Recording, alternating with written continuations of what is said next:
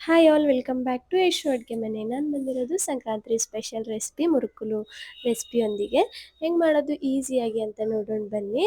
ಯಾವುದೇ ಥರದ ಹಿಟ್ಟನ್ನು ಹುರಿದೇನೆ ಡೈರೆಕ್ಟಾಗಿ ಕ್ರಿಸ್ಪಿಯಾಗಿ ಬರುವ ಹಾಗೆ ಹೆಂಗೆ ಮಾಡೋದು ಅಂತ ನೋಡೋಣ ಬನ್ನಿ. 2 ಕಪ್ ಪುಟಾಣಿನ ತೊಗೊಂಡಿದ್ದೀನಿ, ಅಂದರೆ ಕಡಲೆಪಪ್ಪು ತೊಗೊಂಡು ಅದನ್ನು ಪೌಡರ್ ಮಾಡಿ ಒಂದು ಅಗಲವಾಗಿರುವಂತಹ ಪಾತ್ರೆಯಲ್ಲಿ ಹಾಕಿ ಹಾಗೆ 1 ಕಪ್ನಷ್ಟು ಅಕ್ಕಿ ಹಿಟ್ಟನ್ನ ತೊಗೊಂಡು ಎರಡನ್ನೂ ಚೆನ್ನಾಗಿ ಮಿಕ್ಸ್ ಮಾಡಬೇಕು. ಮಿಕ್ಸ್ ಮಾಡಿದ ಮೇಲೆ ಇವಾಗ ನಾವು ಅದರಲ್ಲಿ 1 ಸ್ಪೂನಷ್ಟು ಅಜವಾಯಿನ ಕ್ರಷ್ ಮಾಡಿ ಹಾಕಬೇಕು.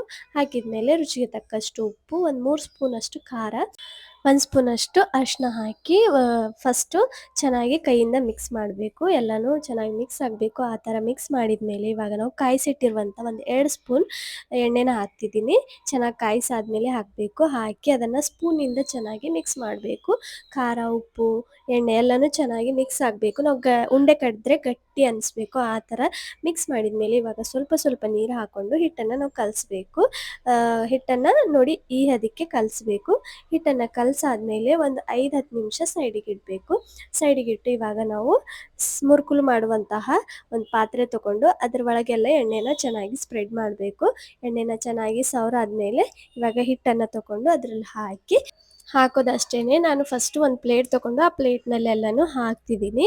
ಡೈರೆಕ್ಟಾಗಿ ಎಣ್ಣೆಲಿ ಕೂಡ ಹಾಕ್ಬೋದು, ಆದರೆ ನಾನು ಫಸ್ಟು ಪ್ಲೇಟ್ನಲ್ಲಿ ಹಾಕಿ ಆದ ನಂತರ ಎಣ್ಣೆಲಿ ಹಾಕ್ತೀನಿ. ಇವಾಗ ಎಲ್ಲನೂ ಹಾಕೊಂಡಾದ್ಮೇಲೆ ಇವಾಗ ಸ್ಟವ್ ಹಚ್ಕೊಂಡು ಸ್ಟವ್ ಮೇಲೆ ಒಂದು ಪಾತ್ರೆ ಇಟ್ಟು ಅದರಲ್ಲಿ ಎಣ್ಣೆನ ಚೆನ್ನಾಗಿ ಕಾಯಿಸಬೇಕು. ಫಸ್ಟು ಎಣ್ಣೆನ ಚೆನ್ನಾಗಿ ಕಾಯಿಸಾದ್ಮೇಲೆ ಇವಾಗ ನಾವು ಇಲ್ಲಿ ಇಟ್ಕೊಂಡಿರುವಂತಹ ಮುರುಕುಗಳು ಕೂಡ ಅದು ಒಂದೊಂದಾಗಿ ಬಿಡಬೇಕು. ಬಿಟ್ಟು ಮೇಲೆ ಕೆಳಗೆ ಎಲ್ಲನೂ ಚೆನ್ನಾಗಿ ಫ್ರೈ ಮಾಡಬೇಕು. ಉರಿನ ಆದಷ್ಟು ಸಣ್ಣ ಉರಿಲೇ ಇಟ್ಟು ಫ್ರೈ ಮಾಡಬೇಕು. ಸಣ್ಣ ಉರಿಲಿ ಇಟ್ಟು ಫ್ರೈ ಮಾಡೋದ್ರಿಂದ ಒಳಗಡೆ ಎಲ್ಲ ಚೆನ್ನಾಗಿ ಫ್ರೈ ಆಗಿ ಮುರುಕುಲು ಕೂಡ ಕ್ರಿಸ್ಪಿಯಾಗಿ ಬರುತ್ತೆ.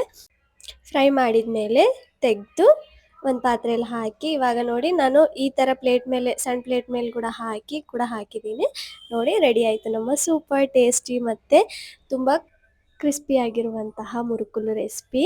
ಖಂಡಿತವಾಗ್ಲೂ ಟ್ರೈ ಮಾಡಿ. ನಾನು ಒಂದು ಮುರಿದು ತೋರಿಸ್ತೀನಿ ಎಷ್ಟು ಕ್ರಿಸ್ಪಿಯಾಗಿ ಬಂದಿದೆ ಅಂತ, ನೀವೇ ನೋಡ್ಬೋದು. ತುಂಬ ಈಸಿಯಾಗಿ ತುಂಬ ಕ್ವಿಕ್ಕಾಗಿ ಕೂಡ ಮಾಡ್ಬೋದು. ನೀವು ಕೂಡ ಮನೆಯಲ್ಲಿ ಒಂದ್ಸಲ ಟ್ರೈ ಮಾಡಿ. ಈ ಸಂಕ್ರಾಂತಿಗೆ ಖಂಡಿತವಾಗ್ಲೂ ಟ್ರೈ ಮಾಡಿ. ಮತ್ತೊಂದು ವಿಡಿಯೋದಲ್ಲಿ ಮತ್ತೊಂದು ಹೊಸ ರೆಸಿಪಿಯೊಂದಿಗೆ ಸಿಗ್ತೀನಿ. ಅಲ್ಲಿವರೆಗೂ ಬಾಯ್.